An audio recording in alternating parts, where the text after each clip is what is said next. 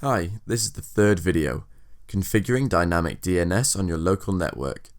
In a previous video we saw how to set up a local recursive resolver. In this video we're going to configure your bind instance to host DNS for your internal domain. Then populate the zone in example.org.db. Finally, to connect the DHCP and DNS services, we need to generate a HMAC key for securing the communication. Right now, you get your IP address configured automatically via DHCP, and you're able to resolve DNS records from the internet via your DNS server.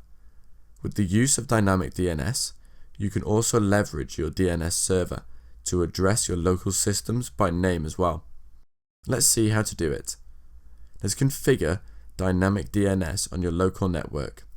First, we need to configure your bind instance to host DNS for your internal domain, as well as reverse DNS for your IP range. For our example, we'll use a domain of example.org and add these lines. Next, we populate the zone in example.org.db.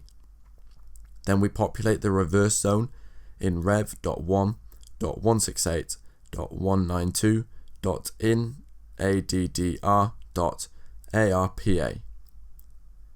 In order to connect the DHCP and DNS services, we need to generate a HMAC key for securing the communication. This can be completed by executing DNS sec-keygen. This command will generate a pair of files named kd DNS_update. Create a file called ddns.key and insert this content with key replaced by the string marked key in the .private file. Copy ddns.key to both etc, DHCP and etc bind with the proper permissions.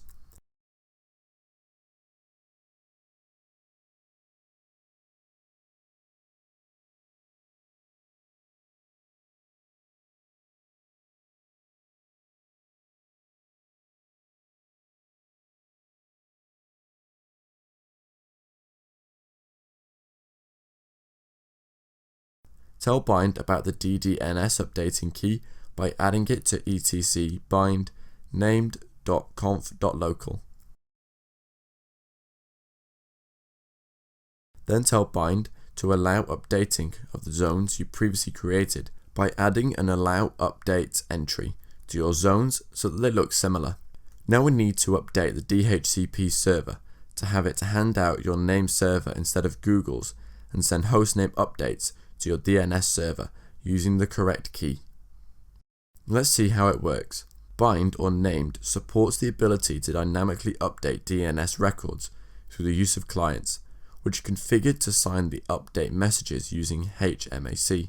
The server is able to validate the authenticity of the messages by performing the same hashing operation that the client had performed with the same shared key. If the hash value sent by the client with the message matches the hash value calculated locally by the server, then we know that the client and server both have the same shared key.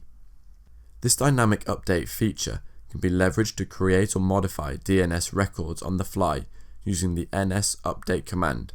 In our case, we're going to have iscdhcpd send the update commands directly as new hosts are found. As a system requests an IP address through the DHCP protocol, the client includes its hostname as a part of the initial discovery request. This hostname is recorded as part of the lease when iscdhcp is set up for DDNS. It issues a DNS update request to the configured DNS server. Now your system is resolvable by other clients, at least until its lease expires. Awesome! In this video we saw how to configure dynamic DNS on your local network. In our next video we will deal with setting up a name server for your public domain.